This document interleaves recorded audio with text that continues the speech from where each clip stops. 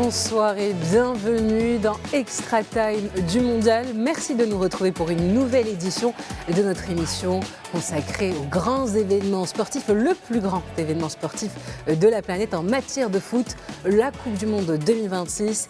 Et pour présenter cette émission à mes côtés, Anas Bechal, comme tous les jours. Bonsoir Anas. Bonsoir Noha, bonsoir à toutes et à tous. Merci de nous retrouver tous les jours à partir de 17h30 pour parler de la Coupe du Monde. Et si hier vous aviez des problèmes de colorimétrie dans votre télévision, non, le Brésil ne jouait pas en jaune mais il jouait bien en rouge avec le Maroc qui a décroché un bon point dans son entrée en lice en Coupe du Monde face au Brésil pour ce premier match de la poule C. Pour parler de cette rencontre, je vais présenter notre invité, premier invité de cette édition, Mohamed Bakhaili, spécialiste tactique. Merci d'être avec nous. Merci à vous, c'est toujours un plaisir d'y assister avec vous afin d'analyser, décrypter les matchs de cette Coupe du Monde. Décrypter, on va bien décrypter ce match-là entre la sélection et également notre consultant sportif Hicham Ben Saïd Alaoui, qu'on connaît très bien désormais, un visage de média. Désormais, bonsoir. Bonsoir à toutes, à tous, ravi d'être là et ravi d'être là après un tel match comme celui d'hier, vraiment ravi. Pour entrer dans le vif du sujet, on commence notre émission avec le flash du mondial.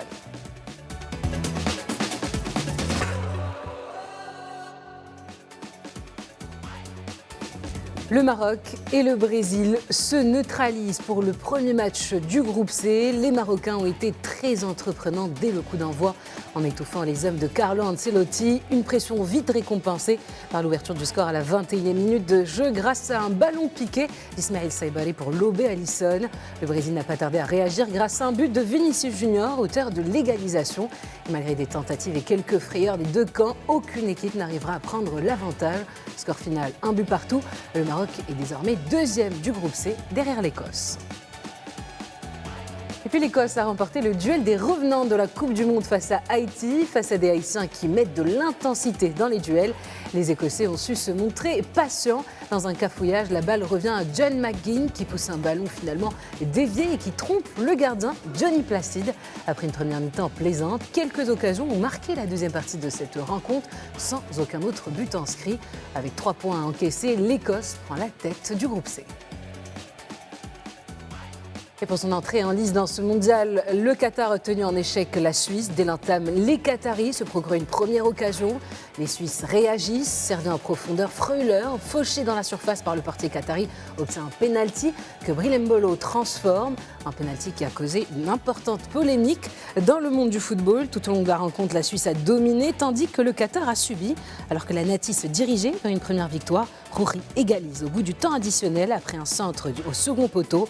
Tout reste à faire dans ce groupe B où toutes les équipes ont déjà un match nul à leur compteur.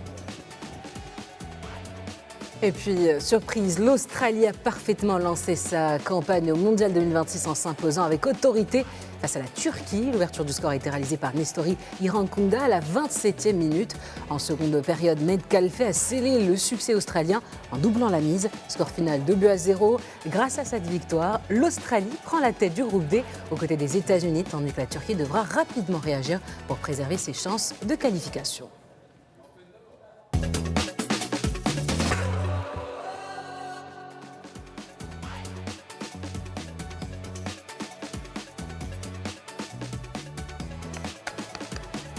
C'est surtout de ce match qui nous aura marqué. Le jeu marocain a été exceptionnel. Les Lions de l'Atlas ont fait une très belle prestation pour leur entrée en lice dans ce mondial. C'est ce qu'on disait à l'instant.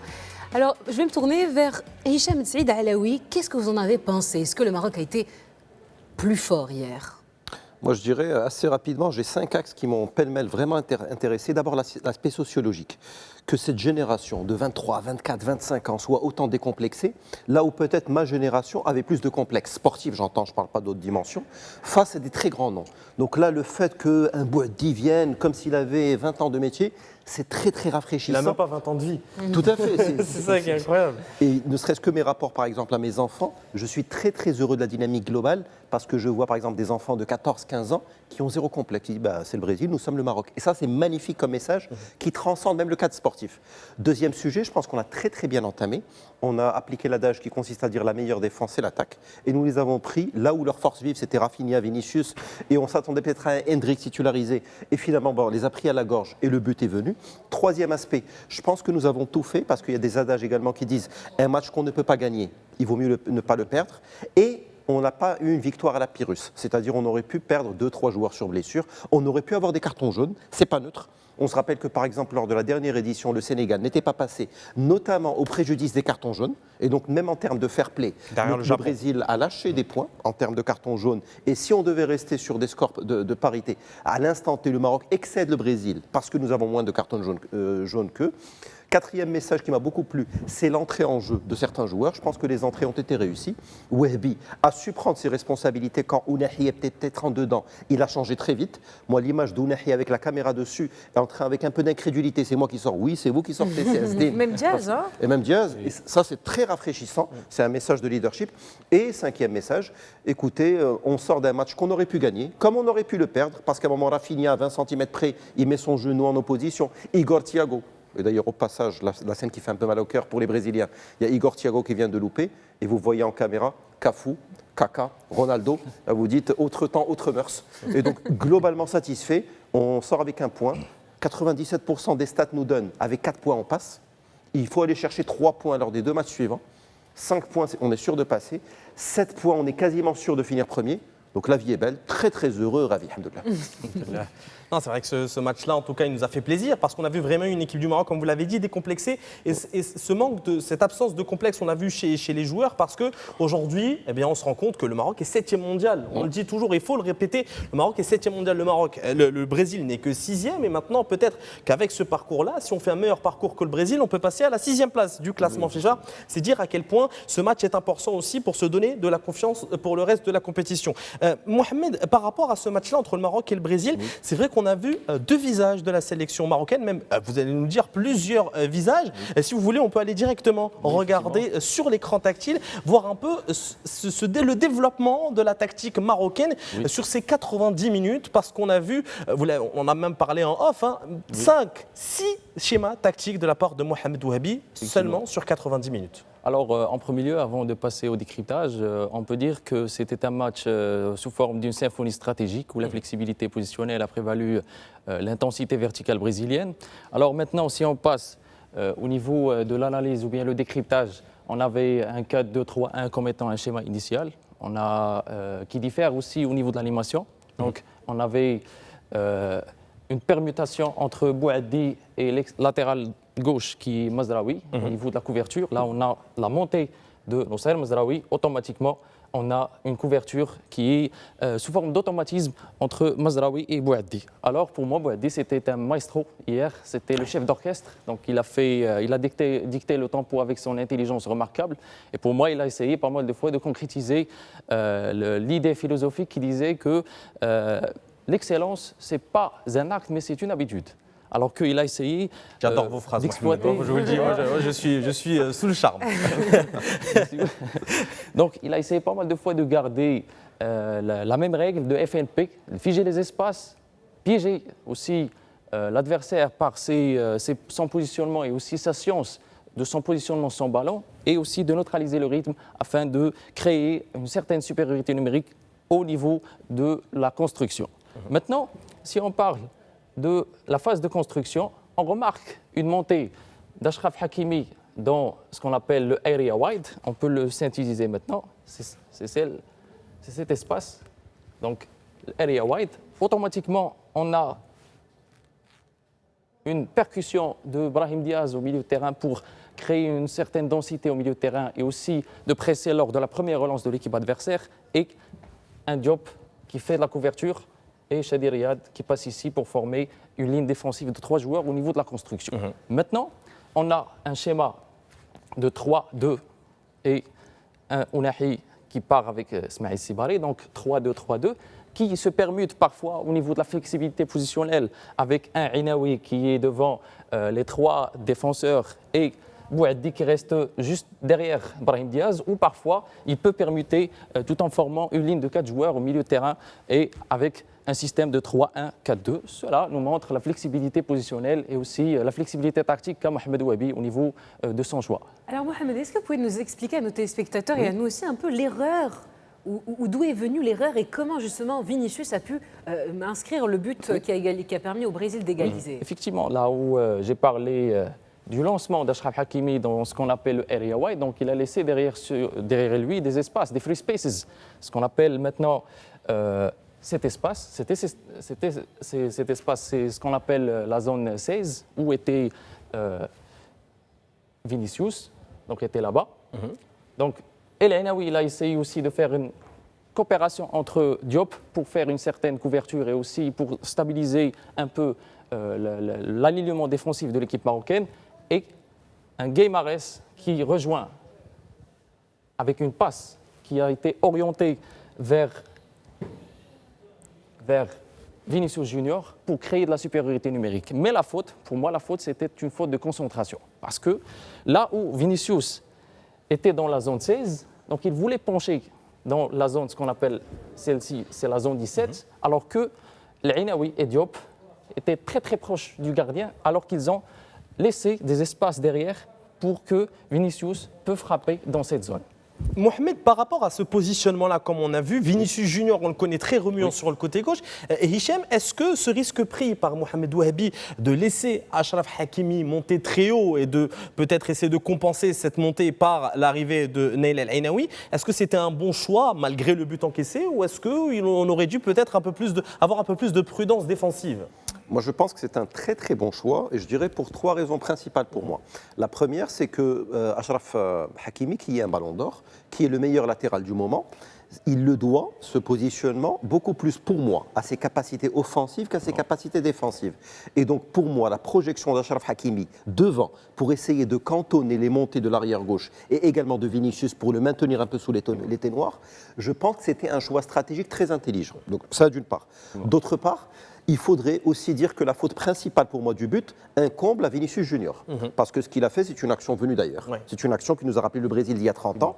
Et que c'est une somme de petits détails du côté du positionnement défensif, mais c'est d'abord le génie de Vinicius sur l'accélération, la prise de risque, la prise d'initiative. Il n'y a pas grand-chose à faire, et quand vous avez une prestation supérieure face à vous, vous devez avoir l'humilité de le reconnaître. Troisième sujet, je pense que notre défense n'a pas été globalement un gage d'assurance tout risque. Je rappelais l'action d'Igor Thiago, rappelais l'action de Rafinha, mais globalement, je pense par rapport à la configuration, si on devait subir avec une charnière défensive qui ne cumule pas 50 ou 60 sélections, je pense qu'il fallait maintenir le danger le plus loin possible de nos buts, et quand on a commencé à subir, on a failli encaisser davantage. Donc globalement, je pense qu'on ne fait pas d'omelette sans casser deux. C'est très bien ce qu'a essayé de faire Ouahabi. C'est par des projections devant, notamment de Mzraoui, qu'on a su porter le danger en phase offensive. Et bien, en phase défensive, on aura des contre-coups comme cela. Ça arrive. Peut-être face à un joueur moins doué que Vinicius, le but ne serait pas rentré. Mais c'est le foot. Moi, je trouve que c'est tout à fait équilibré ce qu'a fait Ouahabi. Ce qui est impressionnant aussi, c'est que Mohamed Ouahabi, à la deuxième mi-temps, a rapidement rectifié le tir. C'est-à-dire que Vinicius a eu quelques occasions pareilles, mais il n'a pas pu concrétiser parce que justement, les défenseurs étaient mieux placés. Oui, effectivement. Mais si on parle de l'animation défensive de l'équipe marocaine, on parle d'un 4-4-2 compact avec là Hakimi qui revient. Donc, pour former la ligne des 4 défenseurs, Bouhaddi et Ainaoui ici. Donc Chadi Riyad qui reprend sa position défenseur central. Donc on retrouve un peu cette défense à 4 qu'on n'avait pas vraiment, parce que vous l'avez dit, on était plutôt sur une défense tripartite au début de la rencontre. Oui, effectivement. Donc c'est dans un objectif de couvrir le maximum possible de couloirs afin de créer une certaine densité. Je vais parler pourquoi. Parce que si on part de la phase en contrepartie de la construction de l'équipe brésilienne, on trouve qu'il y a une montée du joueur libanaise pour former une ligne défensive de 3 joueurs, donc un latéral gauche qui se fixe ici pour former une ligne de 3 joueurs, alors une montée ici et une conservation de positionnement pour Gueymares et Casimiro aussi pour former une certaine composition de construction de 3-2-4-1 ou parfois qui se développe vers un 3-2-5. Comme ce qu'a fait Mohamed Ouahabi au début du match, au final. On retrouve un peu cet effet miroir. Mais comme vous savez, il y a une règle footballistique qui dit que là où on essaie d'intégrer 5 joueurs au niveau de la construction, c'est-à-dire qu'on essaie de contourner le pressing étouffant de l'équipe adverse. Donc maintenant, on a Gueymares et Casimiro. Donc on avait un défi ici, c'est le fait que le Brésil essaie à chaque fois de se développer avec ce qu'on appelle le principe du 3e homme. Donc c'est pour ça qu'on a remarqué qu'il y avait aussi une permutation entre Sebari et Ounahi pour un peu contourner cette progression. Et maintenant, on a essayé pas mal de fois, je parle d'équipe marocaine, de former une certaine densité au milieu de terrain de 6 joueurs, parce que là où on a contourné cette progression, on a remarqué que Guimarães a reculé en arrière en formant 4 joueurs en arrière, et devant lui Casimiro, et un recul en arrière de Paqueta ici, tout en formant un instant de 6 contre 2, c'est-à-dire qu'on avait créé une certaine densité au milieu de terrain. Mais le rôle ici de Paqueta, c'était d'étirer Bilal Khannous pour s'excentrer afin de laisser l'opportunité de Rafinha de réceptionner le ballon au milieu de terrain. Et c'est ça le jeu du génie créatif Carlo Ancelotti. Parlons ensuite de la deuxième période, parce qu'ensuite il y a eu des changements de la part de Carlo Ancelotti, vous l'avez dit, et on a senti un Brésil qui a provoqué plus de danger dans le camp marocain. Oui, effectivement, l'entraîneur Carlo Ancelotti a fait 2 changements. Donc, il a fait sortir l'arrière droit Ibanez par Danilo, il a été changé par Danilo, et aussi Casimiro par Fabinho, dans un objectif de un peu créer une certaine assurance défensive. Et je pense que là où on parle de ce changement, donc c'est dans un objectif un peu de s'installer et pour jouer aussi sur l'équilibre défensif, parce que, comme vous savez, Sebari, c'est un faux attaquant qui essaie de reculer parfois pour rendre main forte au milieu de terrain. Et le principe du faux attaquant, c'est un principe qui diffère catégoriquement au principe de l'attaquant traditionnel.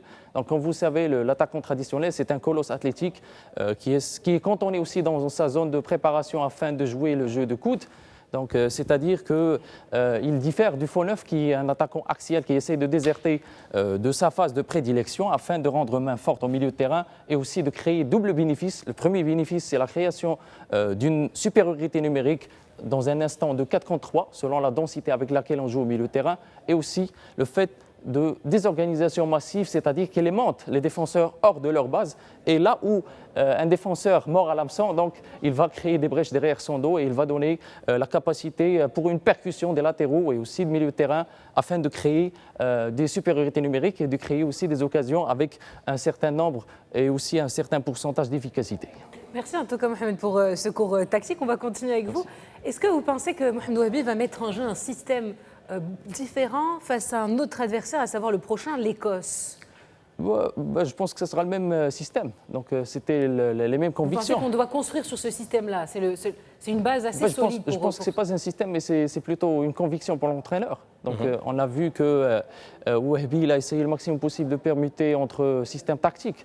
Donc, on peut parler aussi d'un 4-2-2-2, mais on doit l'expliquer maintenant parce que ça paraît un peu étouffante.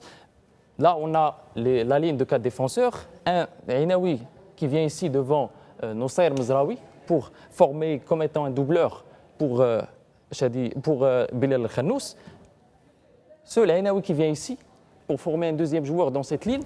Et ce Brahim Diaz qui percute dans le milieu de terrain pour former une troisième ligne avec Brahim Diaz et tout en formant maintenant des lignes de 4. Donc 4-2-2-2, c'est bien ça. 2-2. Oui. Donc c'est ça le principe et la conviction. Qui bouge énormément. Oui, effectivement, c'est dans l'objectif d'étouffer et aussi de contourner les pressings et aussi les marquages individuels brésiliens et aussi de rendre la progression beaucoup plus flexible pour l'équipe marocaine. Et quand on voit ce match-là face au Brésil, avec les absences de Naïef Aguerd et Abdessamad Zelzouli, on s'est dit quelles sont les solutions que devrait apporter Mohamed Wahabi à cette sélection. Au final, Bilal Khannous en est une, à ce poste d'ailier gauche qu'il n'est pas vraiment. On a vu qu'il bougeait soit dans l'axe, soit il revenait sur ce côté gauche. Et il faut saluer quand même justement cette adaptabilité, je vais y arriver, tactique de Mohamed Wahabi, malgré 2 tauliers de la sélection absents. Tout à fait, et notamment, et non des moindres, notre ami Naïef Aguerd qui pèse à peu près 70 sélections. Ce n'est pas neutre. Moi, j'aimerais également saluer de manière plus globale le travail fédéral, parce que vous avez ici en gros 3 blocs dans l'équipe. Vous avez le bloc des champions d'Afrique U23, et des médaillés de bronze lors des JO de Sydney. Dedans, il y a Pelmel Yakhno, justement, qu'on a cité. Il y a Sebari, il y a Shadi Riyad du Barça à l'époque. Puis, vous avez des cracks intergénérationnels que la fédération a su convaincre, du type Brahim Diaz, Ashraf Hakimi, Nossair Mezraoui, Ayoub Bouaddi, Naïd Ainaoui. Ces 5 noms que j'ai cités seraient titulaires dans leur sélection, de leur deuxième sélection tous les jours. sans aucun problème. Hakimi serait capitaine de la Roja, Mdraoui capitaine des Oranges, sans aucun problème. Et donc, en plus de ça, vous avez un amalgame avec certains joueurs formés à l'académie, comme Azdin Ounahi, formés au WAC, par exemple, comme Yassine Bounou, à l'académie comme Tsegnaouti, troisième gardien. Donc, pourquoi on a de l'adaptabilité? Parce qu'on n'a pas eu peut-être un parcours de 3 ou 6 mois en arrière. C'est un travail de 12 ans. C'est la capacité à convaincre des gens, c'est la capacité à travailler sur la durée avec des U15, des U17, des U20, des U23, ce qui fait que Khennous, qui est très jeune, Khennous, mais aujourd'hui il a quelques dizaines de sélections à son jeune âge. Et donc si on dit à Khennous, tu ne vas pas découvrir le très haut niveau, il avait fait le match de classement contre la France, contre la Croatie, pardon, où tu vas dépanner à gauche. Et il a dépanné à gauche comme si lui aussi avait 35 ans. Oui. Et c'est beau parce que, contrairement peut-être à d'autres configurations où peut-être il y avait des tâtonnements, il y a un peu de temps, là aujourd'hui c'est un travail sur la durée et finalement il n'y a pas de secret. Quand vous travaillez de manière structurée et rationnelle sur la durée, vous avez ce type d'alternative et ça c'est une très très grande satisfaction. Et pour vous dire à quel point Mohamed Ouabi voit déjà loin, le sélectionneur marocain s'est exprimé sur la prochaine rencontre des Lions de l'Atlas face à l'Écosse. Je vous propose de visionner cet extrait d'après-match. Ouais, après, c'est pas pareil. On a fait match nul aujourd'hui. On ne peut pas comparer avec le match de la Croatie, de la Coupe du Monde 2022.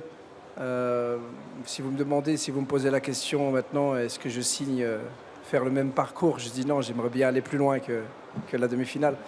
Mais c'est clair que c'est un bon match, c'est un point. On aurait espéré avoir plus.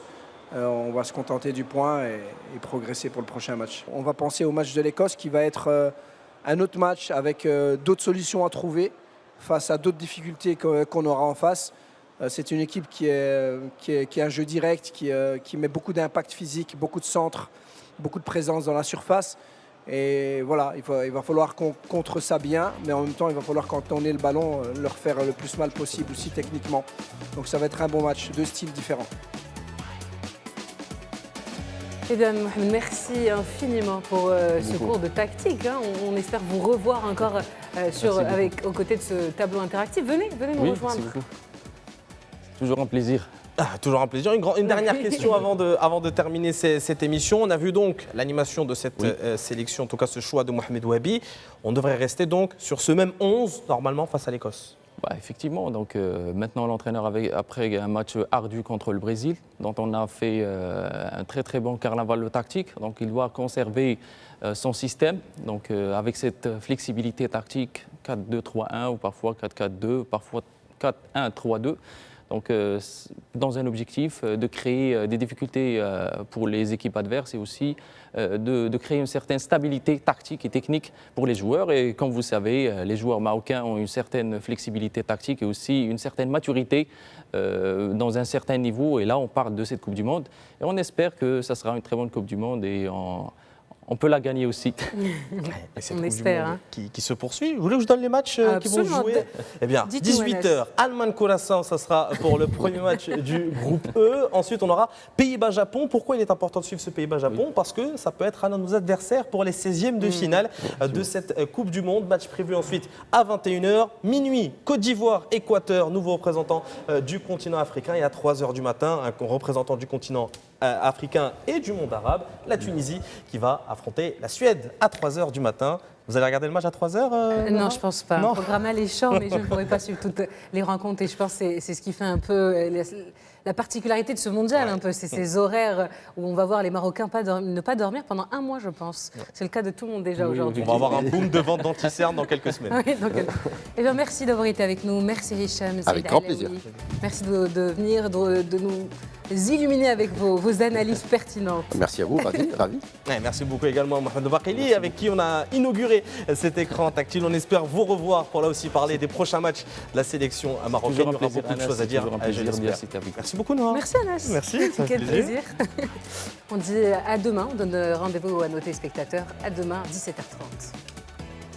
Au revoir. Au revoir.